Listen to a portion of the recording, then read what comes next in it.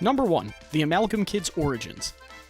I tried so goddamned hard to figure out a way to make this make sense. And the weird thing is, this actually answers every weird question about Alan, Helen, and Pierce's biology. How did a Pyronite conceive a child with a human? Simple answer, they didn't. It does raise an odd question with Alan specifically, because it's established that not only did he have a family, but said family was a staple of their hometown of Grover's Mill. The sheriff is a family friend. That's the part that doesn't make sense. So let's move on to the bit that does. Helen and Pierce. So the most obvious issue with both of them is that biologically the both of them couldn't be related. Sure, previous Word of God statement stated that Helen was adopted and her parents were killed. What? That's completely absurd. Let's talk about Pierce. If the Plumber's Helpers retcons did anything, they went even further to make Servantis look like one of the most disgusting villains ever created. And they did that by just point-blankly stating that he genetically manipulated the Amalgam Kids. This means that the Forever Knights killed Pierce because of this monster's influence. And the worst part of it all? By wiping their memories, the bastard absconded without even a slap on the wrist. Helen's tail slap really does feel like nowhere near enough vindication for not only what he's done, but for the blood that's on his hands. Especially considering they even bring that point up on numerous occasions in their justification against Ben. Now I know why I lost my brother. Ben is coming off the board. Then Pierce might still be alive! Speaking of dead people, how about Devin Levin, Kevin's dad? This is the part of the whole story arc that everybody hates. These 3 episodes absolutely eviscerate Kevin's backstory, his sense of identity, everything about him.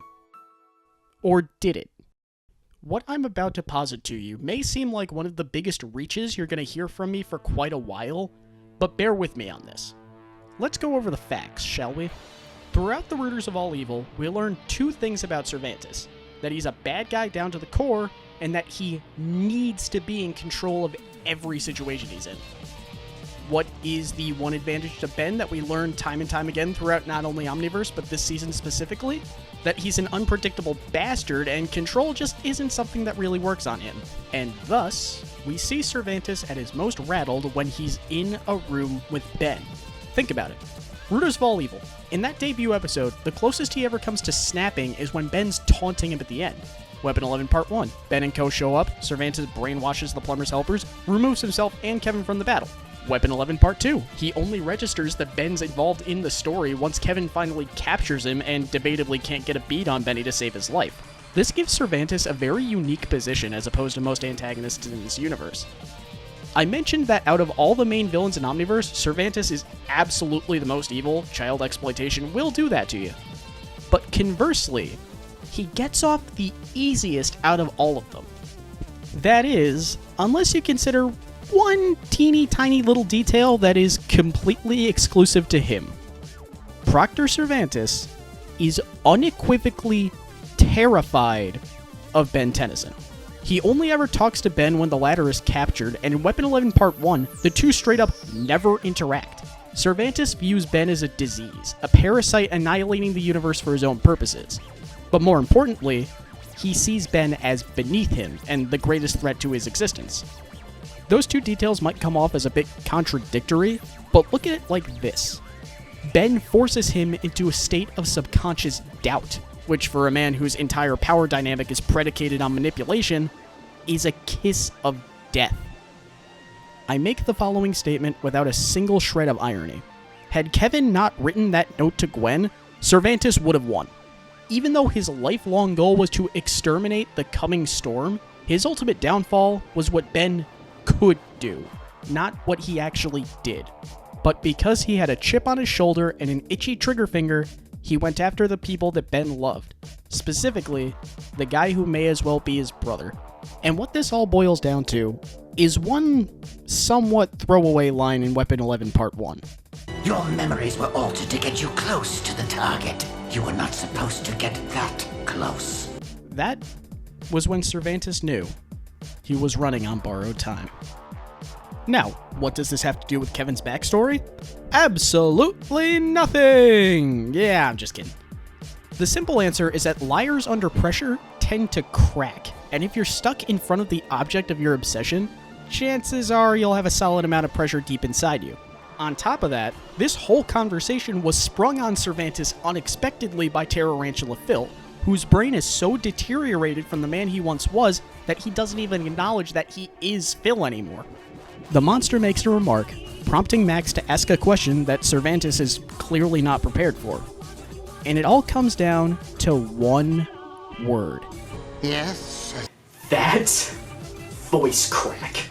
Now, I'd like to mention, at no point over the course of not just Cervantes' appearance, but Omniverse as a whole, does a character have a voice crack like that.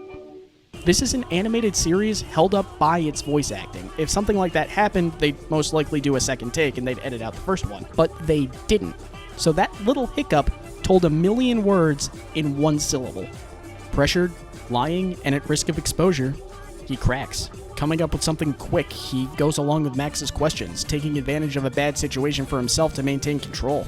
I think that's another reason why Servantis is such a disturbing villain to me. Sure, he literally alters people's memories, but is that really so different from gaslighting and emotional manipulators in real life? I'll be honest with you.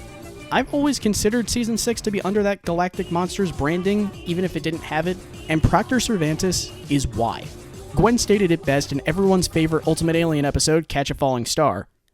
You don't have to be an alien to be a monster. And sure, he is now, but Servantis was born a human. He became Brainstorm Professor X thanks to genetic mutations. He was always a monster, but now that's on the outside. He did bastardize quite a few characters and created enough plot holes to make Kevin's life look like Swiss cheese. But I honestly don't think you can make a more realistic feeling villain if you tried. Except for that one time they did. Who was it that drove you mad? Who was it that sent you to the null void when you were only a child? You know what you must do, Agent Levin. Save the universe from Ben Tennyson. Be the hero you are always meant to be.